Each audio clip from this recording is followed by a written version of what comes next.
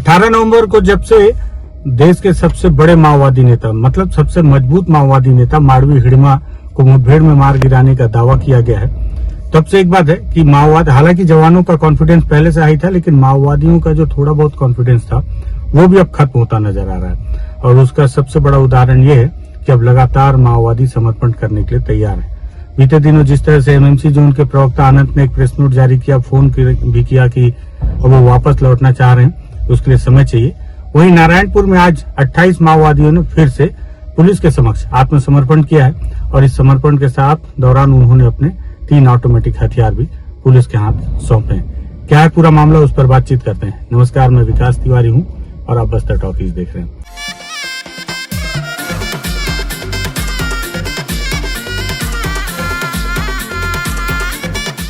सबसे पहले मैं आपसे माफी चाहूंगा क्योंकि इस वक्त मैं कहीं सफर में हूं और इसलिए इस व्यवस्था के साथ आपको इस वीडियो को मैं तैयार कर रहा हूं, जिसमें आपको लाइट और आवाज की थोड़ी सी समस्या हो सकता है। तो अबूझमाड़ में, जिसमें बीते दिनों जो कि सीसी मेंबर हैं रुपेश उर्फ सतीश कोपा उर्फ टकल्लापल्ली वासुदेव राव, वो अपने 158 साथी के साथ लौटे। वहीं पोलित ब्यूरो वेणुगोपाल अपने 60 साथियों के साथ गढ़चिरौली में जाकर उन्होंने पुनर्वास किया। उसके बाद लगा था कि अबूझमाड़ पूरी तरह से खाली हो गया, लेकिन ऐसा नहीं है। अभी भी कंपनी नंबर 6 और उसके साथ साथ बहुत सारे माओवादी हैं जो छोटे बड़े स्तर के, जिसमें कुछ डिवीसीएम स्तर के भी माओवादी हैं, वो अभी भी अबूझमाड़ के इलाके में थे।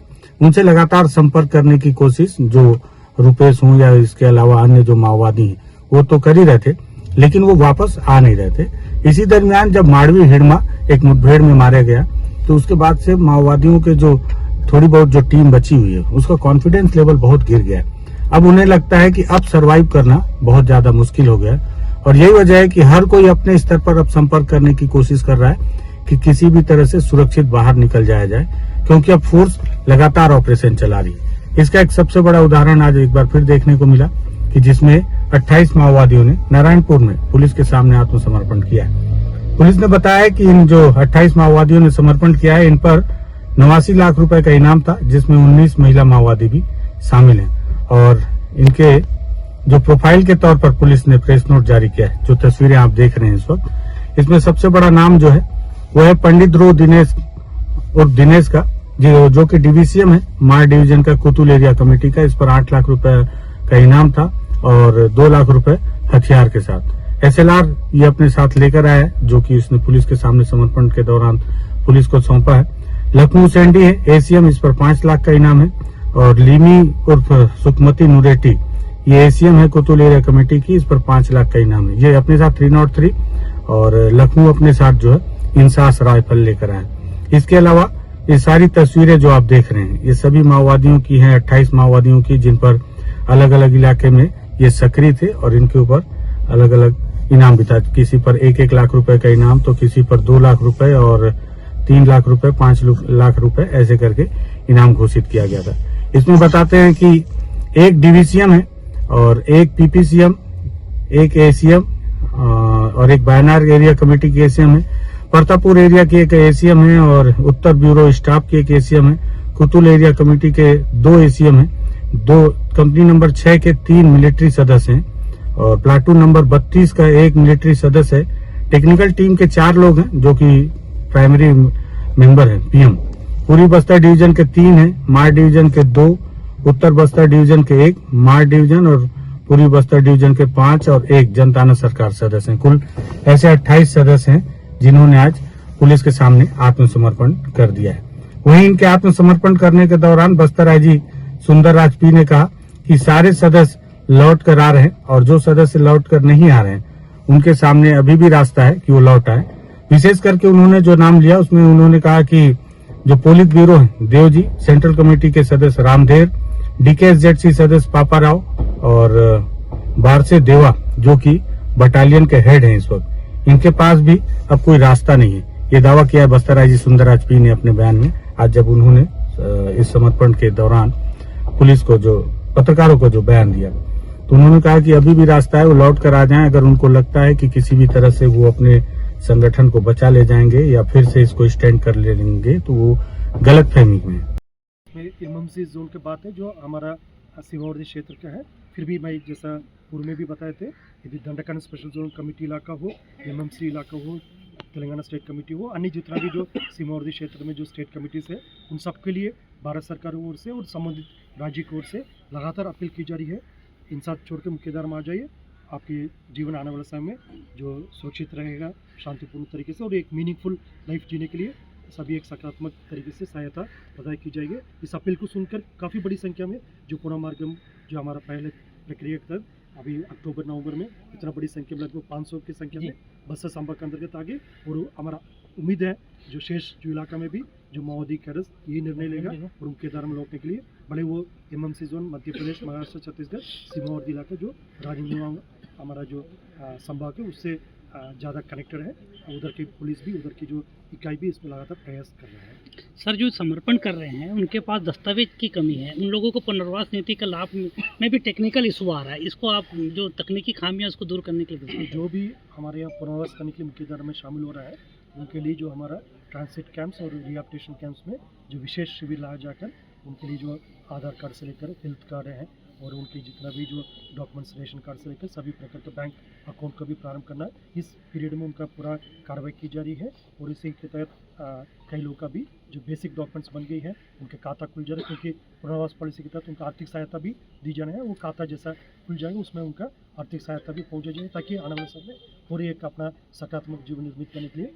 आपके एक मैं उदाहरण भी बताना चाहूँगा, जो संभाग मुख्यालय जबलपुर पंडुम कैफे करके अभी 17 नवंबर को एक इनिशिएटिव लिया गया, इसमें आत्मसमर्पित माओवादी कैडर और जो नक्सल पीढ़ी से दोनों मिलाकर उसको संचालन कर रहा है। काफ़ी बेहतर एक प्रयास है उसमें जैसा पूर्व में जो माओवादी कैडर के पास सीमित एक ऑप्शन थे पुनर्वास के लिए, यदि सुरक्षा बल में भर्ती हो जाते, अन्य तो गांव में जाकर अपना खेती किसानी करते। अभी उनके पास स्किल डेवलपमेंट ट्रेनिंग के तहत जो अलग अलग ट्रेनिंग में उनका ट्रेनिंग दी जा रही है, उनका मोटर व्हीकल रिपेयर में, ड्राइविंग में, और अन्य जितना भी स्किल डेवलपमेंट जो इलेक्ट्रीशियन है, कारपेंट्री है, रेशन वर्क सब में दी जा रही है, और जिसके गांव में लौटने के बाद अपनी इच्छानुसार अपना एक जीवन को सकारात्मक तरीके से निर्माण कर सकता है। इसमें मैं कलेक्टर मैडम से भी अनुरोध करूँगा, कोई विषय आप पुनर्वास के संबंध में बोलना चाहिए तो यदि ग्राम पंचायत उसका प्रस्ताव पारित करेगा, फिर उसके इलवत पंचायत के तहत जो नक्सल मुक्त ग्राम के लिए, ग्राम पंचायत के लिए शासन की ओर से जो आर्थिक सहायता और अन्य जो विकास कार्य के लिए भी